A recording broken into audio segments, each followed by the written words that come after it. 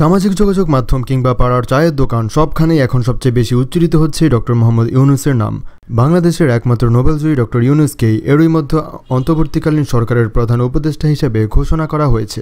এমন অবস্থায় বসে নেই ফুটবল প্রেমীরা। ডক্টর ইউনূসের সাথে ফুটবলের দহরম মহরমের পুরনো ছবি তারা খুঁজে বের করেছে, যেখানে লিওনেল মেসি ও ডক্টর ইউনূসের বই হাতে হাসিমাখা মুখে দাঁড়িয়ে তোলা ছবিটা বেশ সাড়া ফেলেছে। সামাজিক যোগাযোগ মাধ্যমে বার্সেলোনার সমর্থকরা চিরপ্রতিদ্বন্দ্বী রিয়াল মাদ্রিদের সমর্থকদেরও সেই ছবি দেখিয়ে খোঁজাও দিচ্ছেন। ছবিটি এখন সামাজিক যোগাযোগ মাধ্যমে ঘুরলেও এই ছবিটি আসলে 2018 সালের 6 বছর আগে বার্সেলোনার ট্রেড গ্রাউন্ডে নো ক্যাম্প ঘুরতে গিয়ে মূলত ছবিটা তুলেছিলেন ডক্টর ইউনূস। অবশ্য শুধু মেসি না, জেরার্ড পিকে সহ বার্সেলোনার আরও কয়েকজন ফুটবলারের সাথেও তখন ছবি তুলেছিলেন তিনি।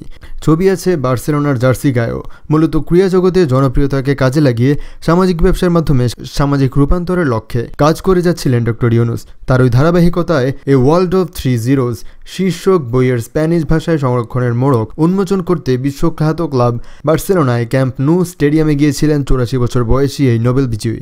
এফসি বার্সেলোনা ফাউন্ডেশন হচ্ছে বার্সেলোনার সোশ্যাল বিজনেস সিটির অংশীদার। এ কারণেই মূলত ডক্টর ইউনূস তার বই নিয়ে সফরে এলেন নু ক্যাম্পে। বার্সেলোনা ছাড়াও তখন মাদ্রিদ এবং ভ্যালেন্সিয়ায় একযোগে প্রকাশ করা হয়েছিল ডক্টর ইউনূসের বইটি। তার এই সফরের এক সাক্ষাৎকার সে সময় বার্সেলোনা নিজেদের সামাজিক যোগাযোগ মাধ্যমে প্রকাশ করেছিল।